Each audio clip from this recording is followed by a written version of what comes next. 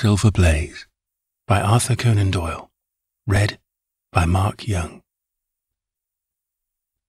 "I'm afraid, Watson, that I shall have to go," said Holmes, as we sat down together to our breakfast one morning. "Go? Where to?" "To Dartmoor, to King's Pyland."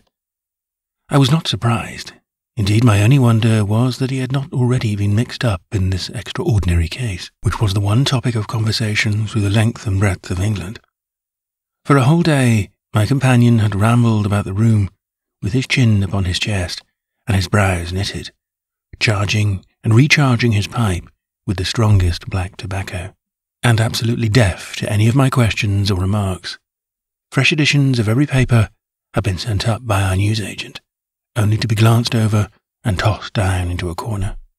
Yet silent as he was, I knew perfectly well what it was over which he was brooding. There was but one problem before the public which could challenge his powers of analysis, and that was the singular disappearance of the favourite for the Wessex Cup, and the tragic murder of its trainer.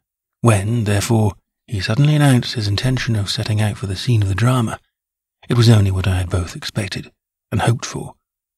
"I should be most happy to go down with you, if I should not be in the way," said I. "My dear Watson, you would confer a great favour upon me by coming, and I think that your time will not be misspent, for there are points about the case which promise to make it an absolutely unique one. We have, I think, just time to catch our train at Paddington, and I will go further into the matter upon our journey. You would oblige me by bringing with you your very excellent field glass." And so it happened that an hour or so later, I found myself in the corner of a first-class carriage, flying along en route for Exeter, while Sherlock Holmes, with his sharp, eager face, framed in his ear-flap travelling cap, dipped rapidly into the bundle of fresh papers which he had procured at Paddington. We had left Reading far behind us before he thrust the last one of them under the seat, and offered me his cigar-case. "We are going well," said he, looking out the window and glancing at his watch. "Our rate at present is 53.5 miles an hour. "I have not observed the quarter-mile posts," said I. "Nor have I, but the telegraph posts upon this line are 60 yards apart, and the calculation is a simple one. I presume that you have looked into this matter of the murder of John Straker and the disappearance of Silver Blaze." "I have seen what the Telegraph and the Chronicle have to say." "It is one of those cases where the art of the reasoner should be used rather for the sifting of details than for the acquiring of fresh evidence. The tragedy has been so uncommon, so complete, and of such personal importance to so many people, that we are suffering from a plethora of surmise, conjecture, and hypothesis. The difficulty is to detach the framework of fact, of absolute undeniable fact, from the embellishments of theorists and reporters. Then, having established ourselves upon this sound basis, it is our duty to see what inferences may be drawn, and what are the special points upon which the whole mystery turns. On Tuesday evening, I received telegrams from both Colonel Ross, the owner of the horse, and from Inspector Gregory, who was looking after the case, inviting my cooperation." "Tuesday evening?" I exclaimed. "And this is Thursday morning. Why didn't you go down yesterday?" "Because I made a blunder, my dear Watson, which is, I am afraid, a more common occurrence than anyone would think who only knew me through your memoirs. The fact is that I could not believe it possible that the most remarkable horse in England could long remain concealed, especially in so sparsely inhabited a place as the north of Dartmoor. From hour to hour yesterday I expected to hear that he had been found, and that his abductor was the murderer of John Straker. When, however, another morning had come, and I found that beyond the arrest of young Fitzroy Simpson, nothing had been done, I felt that it was time for me to take action. Yet in some ways I feel that yesterday has not been wasted." "You have formed a theory, then?" "At least I have got a grip of the essential facts of the case. I shall enumerate them to you, for nothing clears up a case so much as stating it to another person, and I can hardly expect your cooperation if I do not show you the position from which we start." I lay back against the cushions, puffing at my cigar, while Holmes, leaning forward, with his long, thin forefinger tracking off the points upon the palm of his left hand, gave me a sketch of the events which had led to our journey. "Silver Blaze," said he, "is from the Arsonomy stock, and holds as brilliant a record as his famous ancestor. He is now in his 5th year, and has brought in turn each of the prizes of the turf to Colonel Ross, his fortunate owner. Up to the time of the catastrophe, he was the first favourite for the Wessex Cup, the betting being 3-1 on him.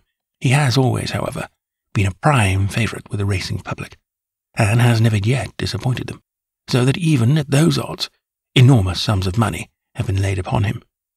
It is obvious, therefore, that there were many people who had the strongest interest in preventing Silver Blaze from being there at the fall of the flag next Tuesday. The fact was, of course, appreciated at King's Pyland, where the Colonel's training stable is situated. Every precaution was taken to guard the favourite. The trainer, John Straker, is a retired jockey who rode in Colonel Ross's colours before he became too heavy for the weighing chair. He has served the Colonel for 5 years as jockey and for 7 as trainer, and has always shown himself to be a zealous and honest servant. Under him were 3 lads, for the establishment was a small one, containing only 4 horses in all. One of these lads sat up each night in the stable, while the others slept in the loft. All 3 bore excellent characters. John Straker, who was a married man, lived in a small villa about 200 yards from the stables. He has no children, keeps 1 maidservant, and is comfortably off. The country round is very lonely, but about half a mile to the north there is a small cluster of villas which have been built by a Tavistock contractor for the use of invalids and others who may wish to enjoy the pure Dartmoor air. Tavistock itself lies 2 miles to the west, while across the moor, also about 2 miles distant, is the larger training establishment of Mapleton, which belongs to Lord Backwater, and is managed by Silas Brown. In every other direction, the moor is a complete wilderness, inhabited only by a few roaming gypsies. Such was the general situation last Monday night, when the catastrophe occurred. On that evening, the horses had been exercised and watered as usual, and the stables were locked up at 9 o'clock. 2 of the lads walked up to the trainer's house, where they had supper in the kitchen, while the 3rd, Ned Hunter, remained on guard. At a few minutes after 9, the maid, Edith Baxter, carried down to the stables his supper, which consisted of a dish of curried mutton. She took no liquid, as there was a water tap in the stables, and it was the rule that the lad on duty should drink nothing else. The maid carried a lantern with her, as it was very dark and the path ran across the open moor. Edith Baxter was within 30 yards of the stables when a man appeared out of the darkness and called her to stop. As he stepped into the circle of yellow light thrown by the lantern, she saw that he was a person of gentlemanly bearing, dressed in a grey suit of tweeds, with a cloth cap. He wore gaiters and carried a heavy stick with a knob to it. She was most impressed, however, by the extreme pallor of his face, and by the nervousness of his manner. His age, she thought, would be rather over 30 than under it. "Can you tell me where I am?" he asked. "I had almost made up my mind to sleep on the moor when I saw the light of your lantern." "You are close to the King's Pyland training stables," said she. "Oh, indeed. What a stroke of luck," he cried. "I understand that a stable boy sleeps there alone every night. Perhaps that is his supper, which you are carrying to him. Now I am sure that you would not be too proud to earn the price of a new dress, would you?" He took a piece of white paper, folded up, out of his waistcoat pocket. "See that the boy has this tonight, and you shall have the prettiest frock that money can buy." She was frightened by the earnestness of his manner, and ran past him to the window through which she was accustomed to hand the meals. It was already opened, and Hunter was seated at the small table inside. She had begun to tell him of what had happened when the stranger came up again. "Good evening," said he, looking through the window. "I wanted to have a word with you." The girl had sworn that as he spoke, she noticed the corner of the little paper packet protruding from his closed hand. "What business have you here?" asked the lad. "It's business that may put something into your pocket," said the other. "You've 2 horses in for the Wessex Cup, Silver Blaze and Bayard. Let me have the straight tip, and you won't be a loser. It is a fact that at the weights Bayard could give the other 100 yards in 5 furlongs, and that the stable have put their money on him." "So you're one of those damned touts," cried the lad. "I'll show you how we serve them in King's Pyland."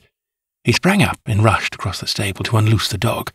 The girl fled away to the house, but as she ran, she looked back and saw that the stranger was leaning through the window.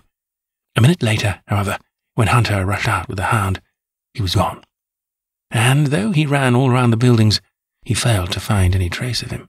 "One moment," I asked. "Did the stable boy, when he ran out with the dog, leave the door unlocked behind him?" "Excellent, Watson, excellent," murmured my companion. The importance of the point struck me so forcibly that I sent a special wire to Dartmoor yesterday to clear the matter up. The boy locked the door before he left it. The window, I may add, was not large enough for a man to get through. Hunter waited until his fellow grooms had returned, when he sent a message to the trainer and told him what had occurred. Straker was excited at hearing the account, although he does not seem to have quite realized its true significance. It left him, however, vaguely uneasy, and Mrs. Straker, waking at 1 in the morning, found that he was dressing. In reply to her inquiries, he said that he could not sleep on account of his anxiety about the horses, and that he intended to walk down to the stables to see that all was well. She begged him to remain at home, as she could hear the rain pattering against the window. But in spite of her entreaties, he pulled on his large mackintosh and left the house. Mrs. Straker awoke at 7 in the morning to find that her husband had not yet returned. She dressed herself hastily, called the maid, and set off for the stables. The door was open. Inside, huddled together upon a chair, Hunter was sunk in a state of absolute stupor. The favourite stall was empty, and there were no signs of his trainer. The two lads who slept in the chaff-cutting loft above the harness room were quickly aroused. They had heard nothing during the night, for they are both sound sleepers. Hunter was obviously under the influence of some powerful drug, and as no sense could be got out of him, he was left to sleep it off, while the two lads and the two women ran out in search of the absentees. They still had some hopes that the trainer had, for some reason, taken out the horse for early exercise, but on ascending the knoll near the house, from which all the neighbouring moors were visible, they not only could see no signs of the missing favourite, but they perceived something which warned them that they were in the presence of a tragedy. About a quarter of a mile from the stables, John Straker's overcoat was flapping from a furze brush. Immediately beyond there was a bowl-shaped depression in the moor, and at the bottom of this was found the dead body of the unfortunate trainer. His head had been shattered by a savage blow from some heavy weapon, and he was wounded on the thigh, where there was a long, clean cut, inflicted evidently by some very sharp instrument. It was clear, however, that Straker had defended himself vigorously against his assailants, for in his right hand he held a small knife which was clotted with blood up to the handle, while in his left he clasped a red and black silk cravat, which was recognized by the maid as having been worn on the preceding evening by the stranger who had visited the stables. Hunter, on recovering from his stupor, was also quite positive as to the ownership of the cravat. He was equally certain that the same stranger had, while standing at the window, drugged his cried mutton, and so deprived the stables of their watchman. As to the missing horse, there were abundant proofs in the mud which lay at the bottom of the fatal hollow that he had been there at the time of the struggle. But from that morning he has disappeared, and although a large reward has been offered, and all the gypsies of Dartmoor are on the alert, no news has come of him. Finally, an analysis has shown that the remains of his supper left by the stable lad contain an appreciable quantity of powdered opium, while the people of the house partook of the same dish on the same night without any ill effect. Those are the main facts of the case, stripped of all surmise, and stated as boldly as possible.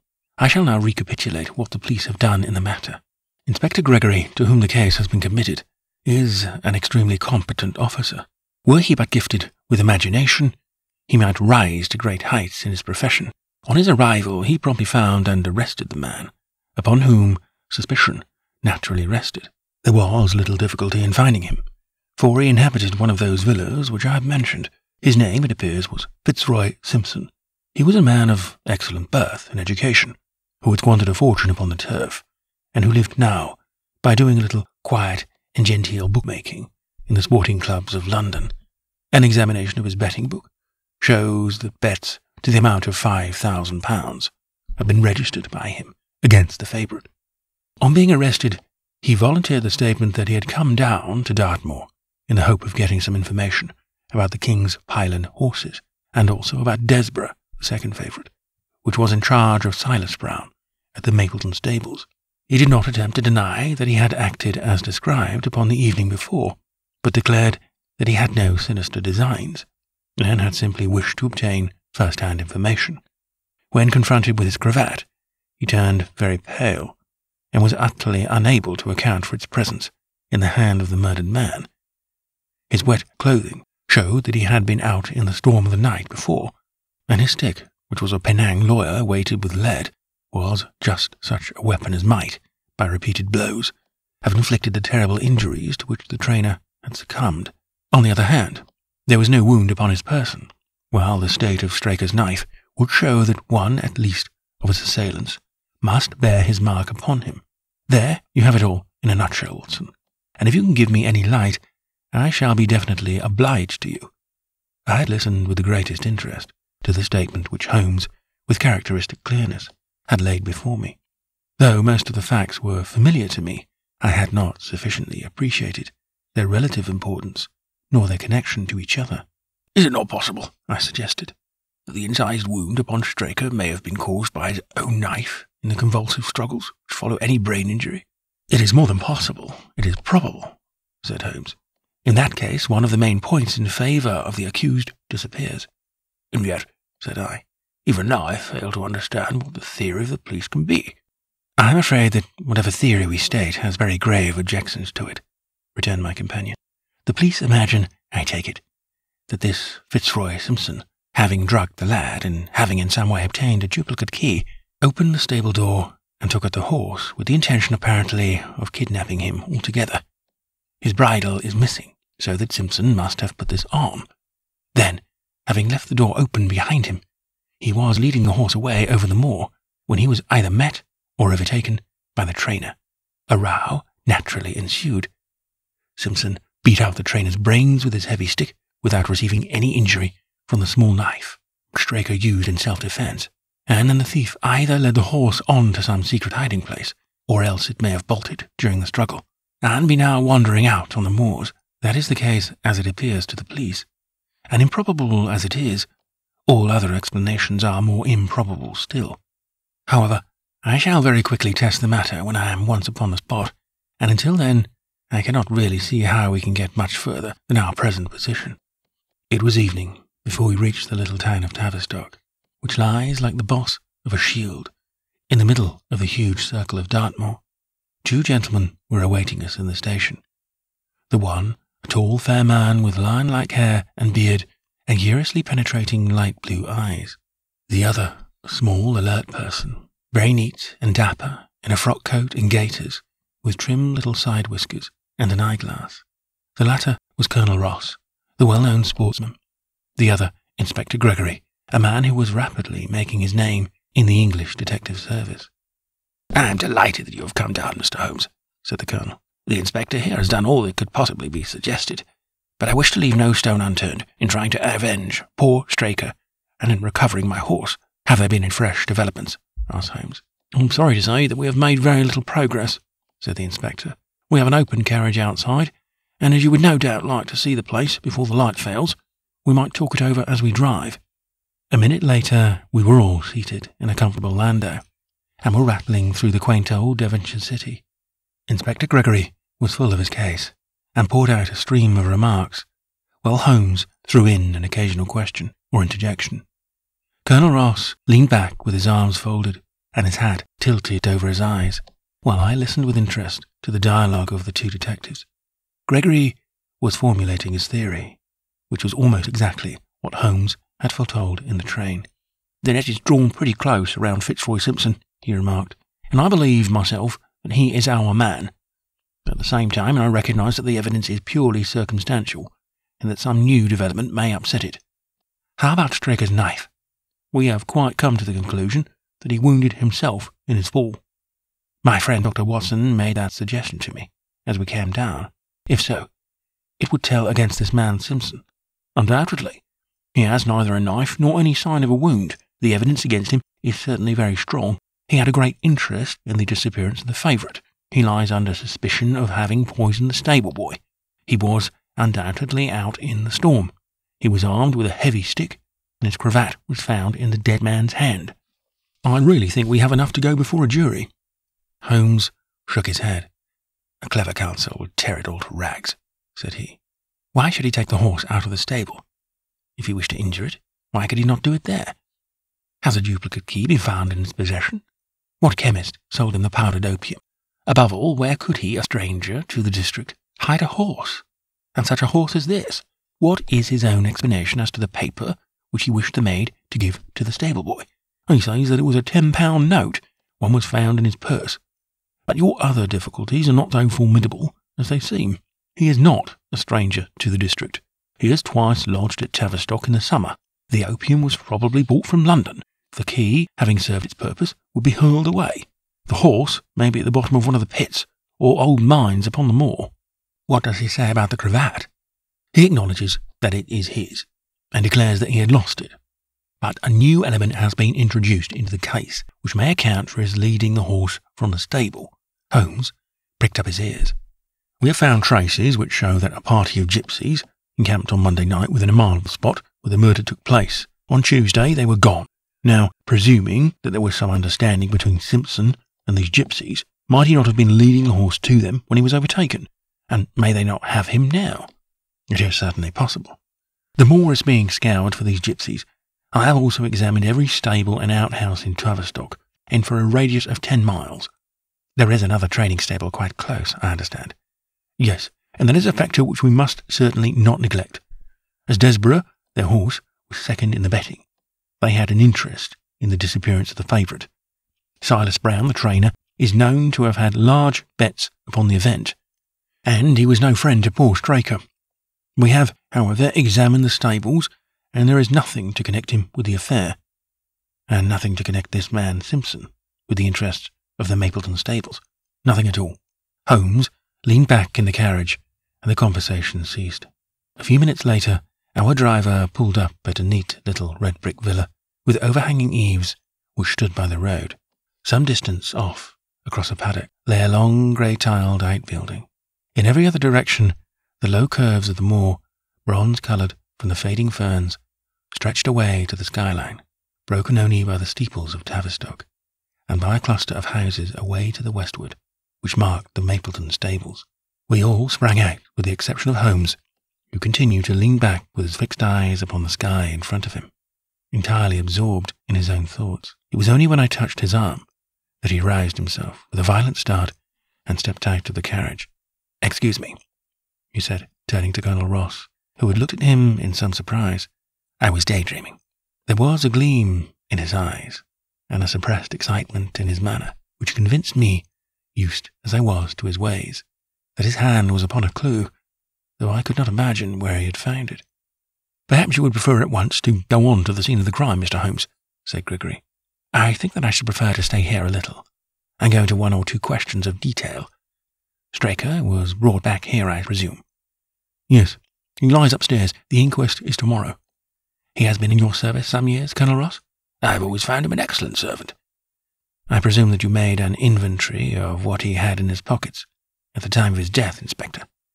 "I have the things themselves in the sitting-room, if you would care to see them." "I should be very glad." We all filed into the front room and sat round the central table, while the inspector unlocked a square tin box and laid a small heap of things before us. There was a box of vestas, 2 inches of tallow candle, an ADP briar root pipe, a pouch of sealskin with half an ounce of long-cut Cavendish, a silver watch with a gold chain, 5 sovereigns in gold, an aluminium pencil case, a few papers, and an ivory-handled knife with a very delicate, inflexible blade, marked Weiss & Co. London. "This is a very singular knife," said Holmes, lifting it up and examining it minutely. "I presume, as I see bloodstains upon it, that it is the one which was found in the dead man's grasp. Watson, this knife is surely in your line." "It is what we call a cataract knife," said I. "I thought so. A very delicate blade, devised for very delicate work. A strange thing for a man to carry with him upon a rough expedition, especially as it would not shut in his pocket." "The tip was guarded by a disc of cork, which we found beside his body," said the inspector. "His wife tells us that the knife had lain upon the dressing-table, and that he had picked it up as he left the room. It was a poor weapon, but perhaps the best that he could lay his hands on at the moment." "Very possible. How about these papers? 3 of them are receipted hay dealers' accounts. One of them is a letter of instructions from Colonel Ross. This other is a milliner's account for £37.15, made out by Madame Lesurier of Bond Street to William Derbyshire. Mrs. Straker tells us that Derbyshire was a friend of her husband's, and that occasionally his letters were addressed here. Madame Derbyshire had somewhat expensive tastes, remarked Holmes, glancing down the account. 22 guineas is rather heavy for a single costume. However, there appears to be nothing more to learn, and we may now go down to the scene of the crime. As we emerged from the sitting room, a woman who had been waiting in the passage took a step forward and laid her hand upon the inspector's sleeve. Her face was haggard and thin and eager, stamped with the print of a recent horror. "Have you got them? Have you found them?" she panted. "No, Mrs. Straker, but Mr. Holmes here has come from London to help us, and we shall do all that is possible." "Surely I met you in Plymouth at a garden party some little time ago, Mrs. Straker," said Holmes. "No, sir, you are mistaken." "Dear me! Why, I could have sworn to it. You wore a costume of dove-coloured silk with ostrich feather trimming." "I never had such a dress, sir," answered the lady. "Ah, that quite settles it," said Holmes, and with an apology he followed the inspector outside. A short walk across the moor took us to the hollow in which the body had been found. At the brink of it was the furze brush upon which the coat had been hung. "There was no wind that night, I understand," said Holmes. "None, but very heavy rain." "In that case the overcoat was not blown against the furze brush, but placed there." "Yes, it was laid across the bush." "You fill me with interest. I perceive that the ground has been trampled up a good deal. No doubt many feet have been here since Monday night." "A piece of matting has been laid here at the side, and we have all stood upon that." "Excellent. In this bag I have one of the boots which Straker wore, one of Fitzroy Simpson's shoes, and a cast horseshoe of silver blaze." "My dear Inspector, you surpass yourself." Holmes took the bag, and descending into the hollow, he pushed the matting into a more central position. Then, stretching himself upon his face and leaning his chin upon his hands, he made a careful study of the trampled mud in front of him. "Hello," he said, suddenly. "What's this?" It was a wax vesta, half burned, which was so coated with mud that it looked at first like a little chip of wood. "Cannot think how I came to overlook it," said the inspector, with an expression of annoyance. "It was invisible, buried in the mud. I only saw it because I was looking for it." "What, you expected to find it?" "I thought it not unlikely." He took the boots from the bag and compared the impressions of each of them with marks upon the ground. Then he clambered up the rim of the hollow and crawled about among the ferns and bushes. "I'm afraid that there are no more tracks," said the inspector. "I have examined the ground very carefully, for 100 yards in each direction." "Indeed," said Holmes, rising. "I should not have the impertinence to do it again after what you say, but I should like to take a little walk over the moor before it grows dark, that I may know my ground tomorrow. And I think that I shall put this horseshoe into my pocket for luck." Colonel Ross, who had shown some signs of impatience at my companion's quiet and systematic method of work, glanced at his watch. "I wish you would come back with me, Inspector," said he. "There are several points on which I should like your advice, especially as to whether we do not owe it to the public to remove our horse's name from the entries for the cup." "Certainly not," cried Holmes, with decision. "I should let the name stand." The colonel bowed. "I'm very glad to have your opinion, sir," said he.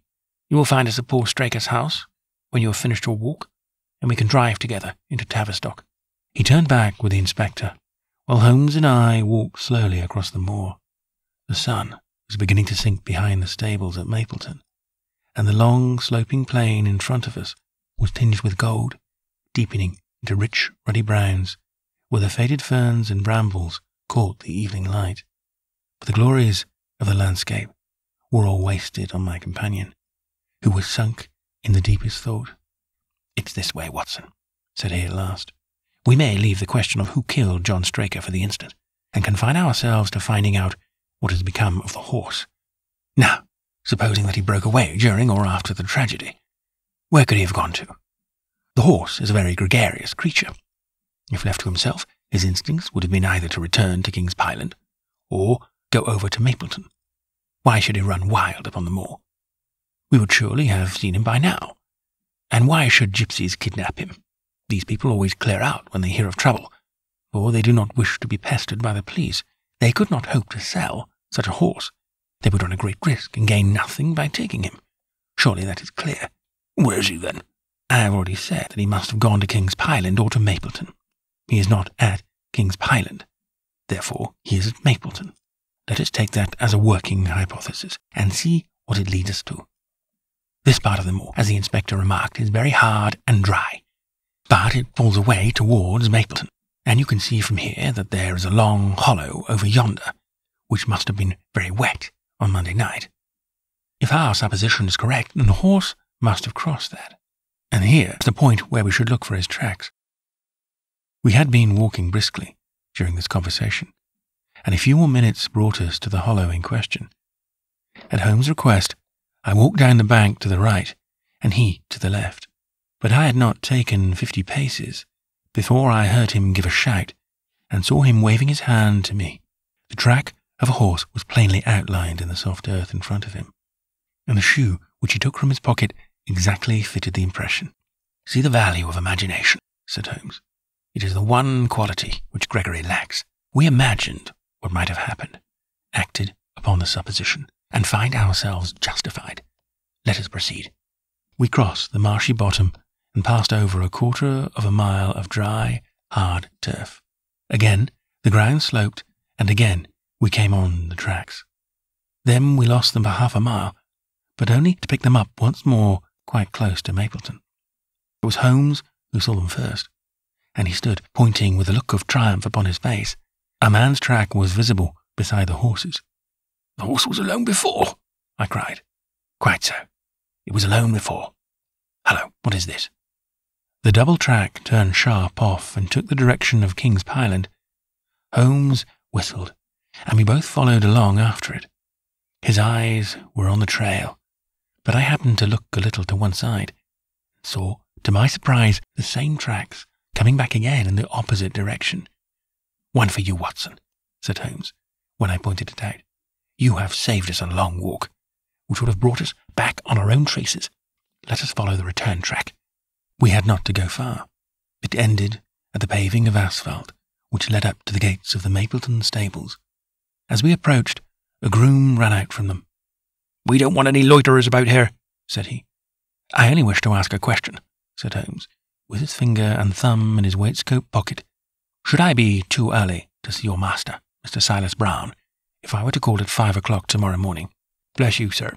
If anyone is about, he will be, for he is always the first stirring. But here he is, sir, to answer your questions for himself. No, sir, no, it is as much as my place is worth to let him see me touch your money. Afterwards, if you like. As Sherlock Holmes replaced the half-crown, which he had drawn from his pocket, a fierce-looking elderly man strode out from the gate with a hunting crop swinging in his hand. What's this, Dawson? He cried. No gossiping. Go about your business. And you, what the devil do you want here? 10 minutes' talk with you, my good sir, said Holmes in the sweetest of voices. I've no time to talk to every gadabout. We want no strangers here. Be off, or you may find a dog at your heels. Holmes leaned forward and whispered something in the trainer's ear. He started violently and flushed to the temples. It's a lie, he shouted, an infernal lie. Very good. Shall we argue about it here, in public, or talk it over in your parlour? Oh, come in if you wish to. Holmes smiled. I shall not keep you more than a few minutes, Watson, said he. Now, Mr. Brown, I am quite at your disposal. It was 20 minutes, and the reds had all faded into greys before Holmes and the trainer reappeared. Never have I seen such a change as had been brought about in Silas Brown in that short time. His face was ashy pale. Beads of perspiration shone upon his brow, and his hands shook until the hunting crop wagged like a branch in the wind. His bullying, overbearing manner was all gone too, and he cringed along at my companion's side, like a dog with its master. Your instructions will be done. It shall all be done, said he. There must be no mistake, said Holmes, looking round at him. The other winced as he read the menace in his eyes. Oh, no, there shall be no mistake. It shall be there. Should I change it first or not? Holmes thought a little and then burst out laughing. No, don't, said he. I shall write you about it. No tricks now, or... You can trust me. Yes, I think I can. Well, you shall hear from me tomorrow. He turned upon his heel, disregarding the trembling hand which the other held out to him, and we set off for King's Pyland. A more perfect compound of the bully, coward, and sneak than Master Silas Brown I have seldom met with, remarked Holmes, as we trudged along together. Here's the horse, then. He tried to bluster out of it, but I described to him so exactly what his actions had been upon that morning that he is convinced that I was watching him. Of course you observe the peculiarly square toes in the impressions, and that his own boots exactly corresponded to them. Again, of course, no subordinate would have dared to do such a thing. I described to him how, when, according to his custom, he was the first down, he perceived a strange horse wandering over the moor, how he went out to it, and his astonishment at recognizing from the white forehead, which had given the favourite its name, that chance had put in his power the only horse which could beat the one upon which he had put his money. Then I described how his first impulse had been to lead him back to King's Pyland, and how the devil had showed him how he could hide the horse until the race was over, and how he had led it back and concealed it at Mapleton. When I told him every detail, he gave it up and thought only of saving his own skin. But his stables had been searched. Oh, an old horse faker like him has many a dodge. But are you not afraid to leave the horse in his power now, since he has every interest in injuring it? My dear fellow, he will guard it as the apple of his eye. He knows that its only hope of mercy is to produce it safe. Colonel Ross did not impress me as a man who would be likely to show much mercy in any case. The matter does not rest with Colonel Ross. I follow my own methods, and tell as much or as little as I choose. That is the advantage of being unofficial. I don't know whether you observed it, Watson, but the Colonel's manner has been just a trifle cavalier to me. I'm inclined now to have a little amusement at his expense, saying nothing to him about the horse. Certainly, not without your permission. And of course, this is all quite a minor point compared to the question of who killed John Straker. And you will devote yourself to that? On the contrary, we both go back to London by the night train. I was thunderstruck by my friend's words. We had only been a few hours in Devonshire, and that he should give up an investigation which he had begun so brilliantly was quite incomprehensible to me. Not a word more could I draw from him until we were back at the trainer's house. The Colonel and the Inspector were awaiting us in the parlour. My friend and I returned to town by the night express, said Holmes. We have had a charming little breath of your beautiful Dartmoor air. The Inspector opened his eyes, and the Colonel's lip curled in a sneer. So you despair of arresting the murderer of poor Straker, said he. Holmes shrugged his shoulders. There are certainly grave difficulties in the way, said he. I have every hope, however, that your horse will start upon Tuesday, and I beg that you will have your jockey in readiness. Might I ask for a photograph of Mr. John Straker? The Inspector took one from an envelope and handed it to him. My dear Gregory, you anticipate all my wants. If I might ask you to wait here for an instant, I have a question which I should like to put to the maid. I must say that I am rather disappointed in our London consultant, said Colonel Ross bluntly, as my friend left the room. I do not see that we are any further than when he came. At least you will have his assurance that your horse will run, said I. Yes, I have his assurance, said the Colonel, with a shrug of his shoulders. I should prefer to have the horse.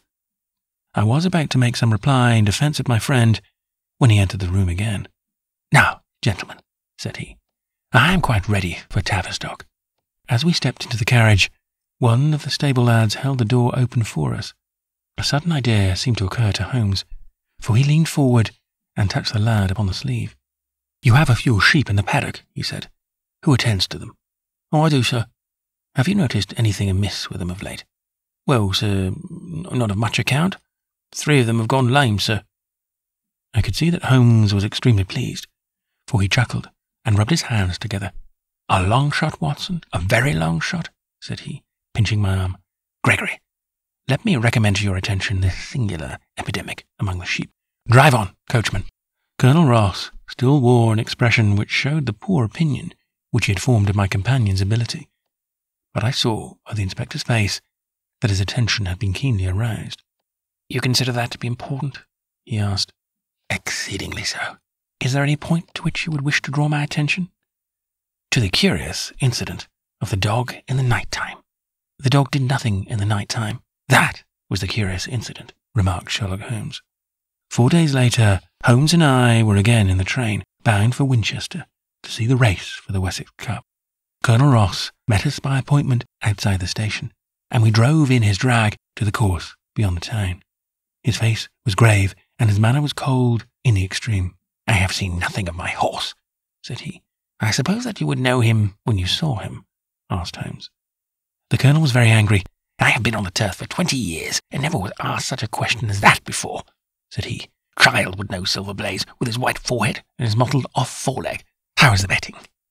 "Well, that is the curious part of it. You could have got 15 to 1 yesterday. Price has become shorter and shorter, until you can hardly get 3 to 1 now." Said Holmes. "Somebody knows something, that is clear." As the drag drew up in the enclosure near the grandstand, I glanced at the card to see the entries. It ran, Wessex Plate, 50 sovs each, with 1,000 sovs added for 4 and 5-year-olds. Second, £300. Third, £200. New course, 1 mile and 5 furlongs. 1. Mr. Heath Newton's The Negro, red cap, cinnamon jacket. 2. Colonel Wardlaw's Pugilist, pink cap, blue and black jacket. 3. Lord Backwater's Desborough, yellow cap and sleeves. 4. Colonel Ross's Silver Blaze, black cap, red jacket. 5. Duke of Balmoral's Iris, yellow and black stripes. 6. Lord Singleford's Rasper, purple cap, black sleeves. "We scratched our other one and put all hopes on your word," said the Colonel. "Why, what is that, Silver Blaze favourite?" 5 to 4 against Silver Blaze, roared the ring. 5 to 4 against Silver Blaze, 5 to 15 against Desborough, 5 to 4 in the field. "There are the numbers up," I cried. "They are all 6 there." "All 6 there? Then my horse is running?" cried the Colonel in great agitation. "But I don't see him. My colours have not passed." "Only 5 have passed. This must be he."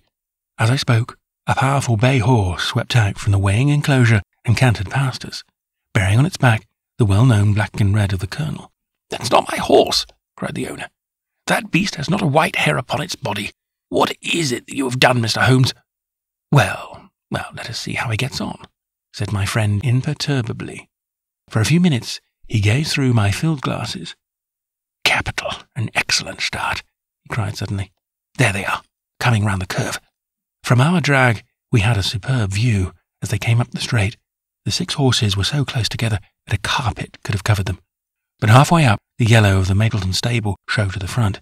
Before they reached us, however, Desborough's bolt was shot, and the Colonel's horse, coming away with a rush, passed the post a good 6 lengths before its rival, the Duke of Balmoral's Iris, making about third.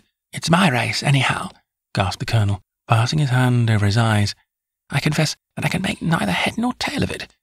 Don't you think that you have kept up your mystery long enough, Mr. Holmes?" "Certainly, Colonel. You shall know everything. Let us all go round and have a look at the horse together. Here he is," he continued, as we made our way into the weighing enclosure, where only owners and their friends find admittance. "You have only to wash his face and his leg in spirits of wine, and you will find that he is the same old Silver Blaze as ever." "You take my breath away." "I found him in the hands of a faker, and took the liberty of running him just as he was sent over." "My dear sir, you have done wonders. The horse looks very fit and well. It never went better in its life. I owe you 1,000 apologies for having doubted your ability. You have done me a great service by recovering my horse. You would do me a greater still if you could lay your hands on the murder of John Straker." "I have done so," said Holmes quietly. The Colonel and I stared at him in amazement. "You have got him? Where is he, then?" "He is here." "Here? Where?" "In my company, at the present moment." The Colonel flushed angrily. "I quite recognise that I am under obligations to you, Mr. Holmes," said he, "but I must regard what you have just said as either a very bad joke or an insult." Sherlock Holmes laughed. "I assure you that I have not associated you with the crime, Colonel," said he. "The real murderer is standing immediately behind you." He stepped past and laid his hand upon the glossy neck of the thoroughbred. "The horse!" cried both the Colonel and myself. "Yes, the horse. And it may lessen his guilt if I say that it was done in self-defence, and that John Straker was a man who was entirely unworthy of your confidence. But there goes the bell, and as I stand to win a little on the next race, I shall defer a lengthy explanation until a more fitting time." We had the corner of a Pullman car to ourselves that evening as we whirled back to London, and I fancy that the journey was a short one to Colonel Ross, as well as to myself, as we listened to our companion's narrative of of the events which had occurred at the Dartmoor training stables upon the Monday night, and the means by which he had unravelled them. "I confess," said he, "that any theories which I had formed from the newspaper reports were entirely erroneous, and yet there were indications there, had they not been overlaid by other details which concealed their true import. I went to Devonshire with the conviction that Fitzroy Simpson was the true culprit, although, of course, I saw that the evidence against him was by no means complete. It was while I was in the carriage, just as we reached the trainer's house, that the immense significance of the curried mutton occurred to me. You may remember that I was distrait, and remained sitting after you had all alighted. I was marvelling in my own mind how I could possibly have overlooked so obvious a clue. "I confess," said the Colonel, "that even now I cannot see how it helps us." It was the first link in my chain of reasoning. Powdered opium is by no means tasteless. The flavour is not disagreeable, but it is perceptible. Were it mixed with any ordinary dish, the eater would undoubtedly detect it, and would probably eat no more. Curry was exactly the medium which would disguise this taste. By no possible supposition could this stranger Fitzroy Simpson have caused curry to be served in the trainer's family that night, and it is surely too monstrous a coincidence to suppose that he happened to have come along with powdered opium upon the very night when a dish happened to be served which would disguise the flavour. That is unthinkable. Therefore, Simpson becomes eliminated from the case, and our attention centres upon Straker and his wife, the only two people who could have chosen curried mutton for supper that night. The opium was added after the dish was set aside with the stable boy, for the others had the same for supper with no ill effects. Which of them, then, had access to that dish without the maid seeing them? Before deciding that question, I had grasped the significance of the silence of the dog, for one true inference invariably suggests others. The Simpson incident had shown me that a dog was kept in the stables, and yet, though someone had been in and had fetched out a horse, he had not barked enough to arouse the two lads in the loft. Obviously, the midnight visitor was someone whom the dog knew well. I was already convinced, or almost convinced, that John Straker went down to the stables in the dead of the night, and took out Silver Blaze. For what purpose? For a dishonest one, obviously, or why should he drug his own stable boy? And yet I was at a loss to know why. There have been cases before now where trainers have made sure of great sums of money by laying against their own horses, through agents, and then preventing them from winning by fraud. Sometimes it is a pulling jockey, sometimes it is some surer and subtler means. What was it here? I hoped that the contents of his pockets might help me form a conclusion, and they did so. You cannot have forgotten the singular knife which was found in the dead man's hand, a knife which certainly no sane man would choose for a weapon.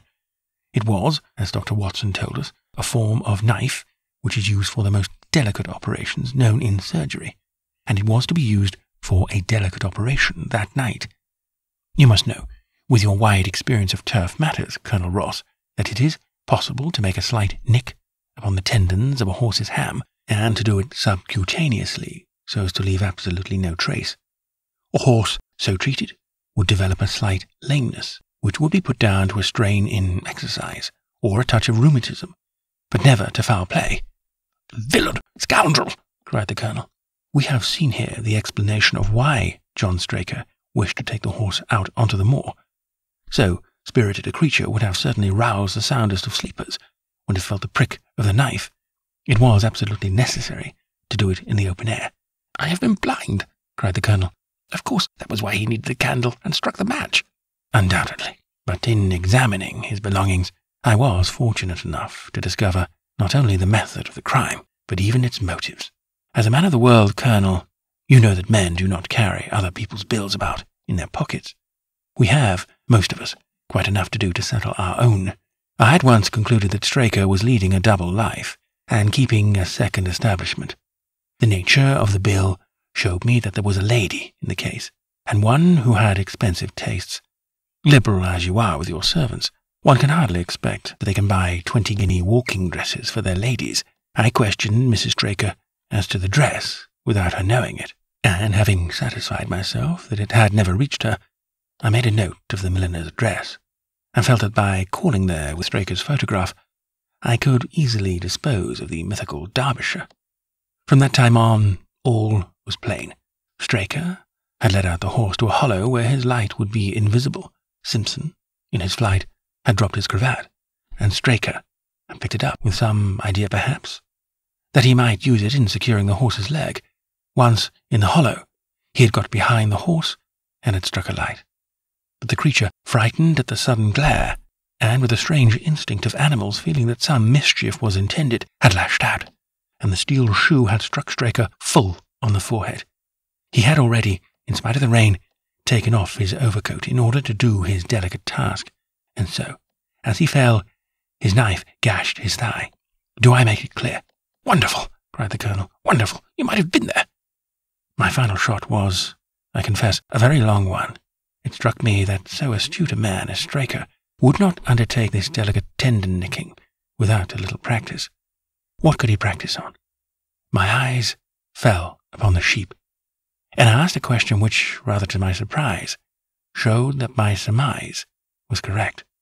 When I returned to London, I called upon the milliner, who had recognized Straker as an excellent customer of the name of Derbyshire, who had a very dashing wife, with a strong partiality for expensive dresses. I have no doubt that this woman had plunged him over head and ears in debt, and so led him into this miserable plot. "You have explained all but one thing," cried the Colonel. "Where was the horse?" "As it bolted and was cared for by one of your neighbours. We must have an amnesty in that direction, I think. This is Clapham Junction, if I am not mistaken, and we shall be in Victoria in less than 10 minutes. If you care to smoke a cigar in our rooms, Colonel, I shall be happy to give you any other details which might interest you."